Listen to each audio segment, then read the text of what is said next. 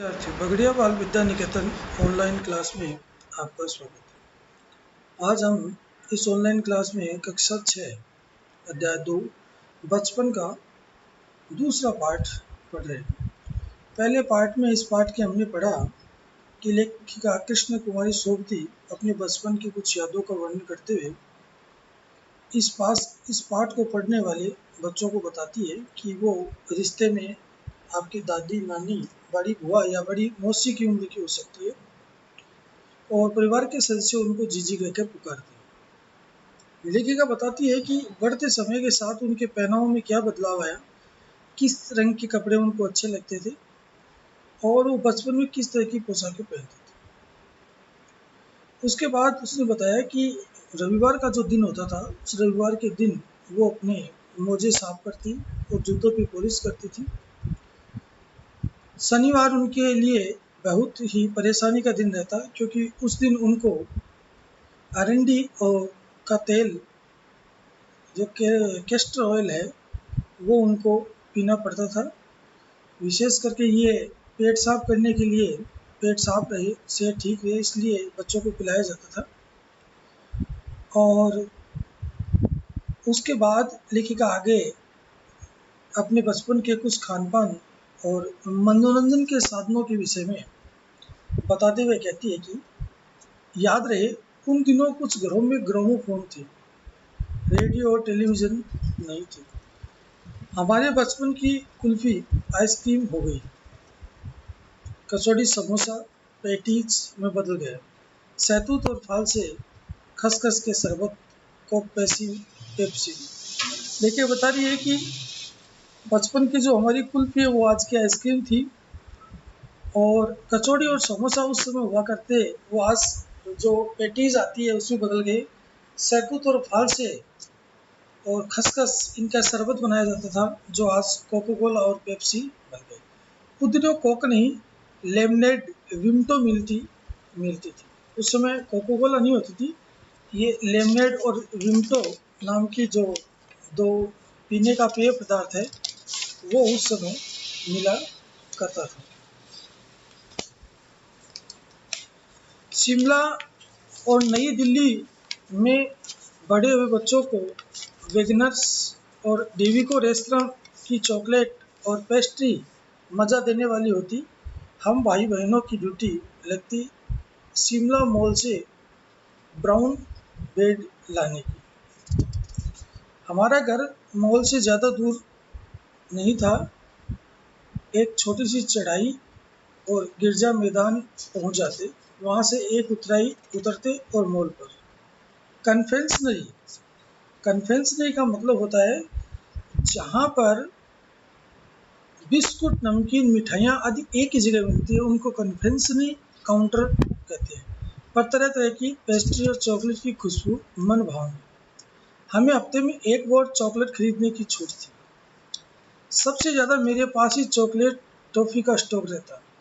मैं चॉकलेट लेकर खड़े खड़े कभी न खाती, घर लौटकर साइड बोर्ड पर रख देती और रात के खाने के बाद बिस्तर में लेटकर मज़ा ले खाती। शिमला के काफल भी बहुत याद आते हैं, खट्टे मीठे, कुछ एकदम लाल, कुछ गुलाबी, रस भरी कसमल, सोच कर ही मुंह में पानी भर आए। चेस्टनट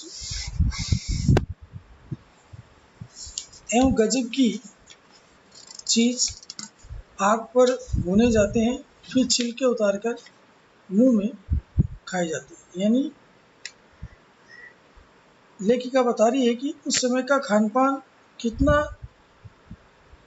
अच्छा था और हम किस तरह से इन चीज़ों को खाते थे। चने, जोर गरम और अनारदाने का चूर्ण, हाँ, चने जोर गरम की पुड़िया जब थी वह अब भी नज़र आती है। चना जोर गरम का मतलब है मसाले लगे हुए चने, जो चने होते हैं वो मसाले लगे होते हैं, उनको कहा गया है। पुराने कागज़ों से बनाई हुई इस पुड़िया में मेरा हाथ का कमाल है, नीचे से तिरछी लपेटते हुए ऊपर से इतनी चौड़ी कि चने आसानी से हथेली पर पहुंच जाए। एक वक्त था जब फिल्म का गाना चना जोर गरम बाबू में लाया मज़ेदार, चना जोर गरम उन दिनों स्कूल के हर बच्चे को आता था। कुछ बच्चे पुड़िया पर तेज मसाला बुरकवाते, पूरा गिरजा मैदान घूमने तक ये पुड़िया चलती। एक एक चना पापड़ी मुंह में डालते, कदम उठाने में एक खास ही रफ्तार थी। छूट में हमने शिमला रिज पर बहुत मजे किए, घोड़ों की सवारी किए। शिमला के हर बच्चे को कभी न कभी ये मौका मिल ही जाता था। हम जाने क्यों घोड़ों को कुछ कमतर समझते हैं, पर उन पर हंसते थे। ननिहाल के घोड़े खूब हष्ट-पुष्ट, बहुत खूबसूरत, उनकी बात फिर कभी। शाम को रंग बिरंगे गुब्बारे, सामने झांकू का पहाड़, ऊंचा चर्च, चर्च की घंटियां बजती तो दूर दूर तक उनकी गूंज फैल जाती। लगता उनके संगीत से प्रभु यीशु स्वयं कुछ कह रहे हैं। सामने आकाश पर सूर्यास्त हो रहा है, गुलाबी सुनहरी धारियां नीले आसमान पर फैल रही है। दूर दूर फैले पहाड़ों के मुखड़े गहराने लगे और देखते देखते बत्तियां टिमटिमाने लगी। रिज पर रौनक और मॉल की दुकानों की चमक, ये क्या कहने, स्कैंडल पॉइंट की भीड़ से उभरता कोलाहल।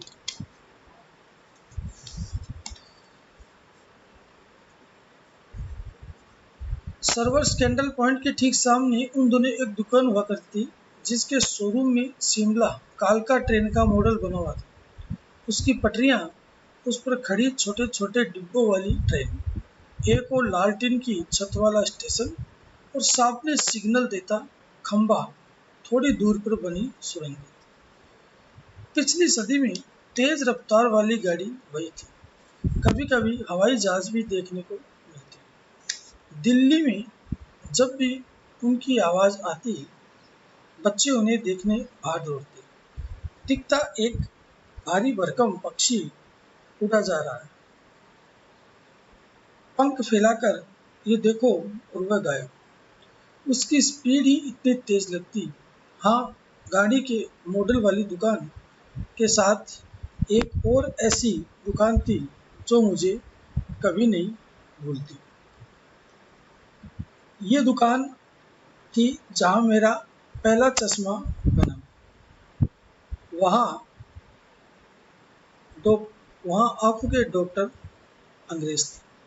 इस तरह से लेखिका ने अपने जीवन की कुछ बातें बताई कि खान पान उनका कैसा था, मनोरंजन के लिए वो क्या क्या करते और कहाँ कहाँ जाते थे, और मनोरंजन के वो क्या क्या चीज़ें देखते थे।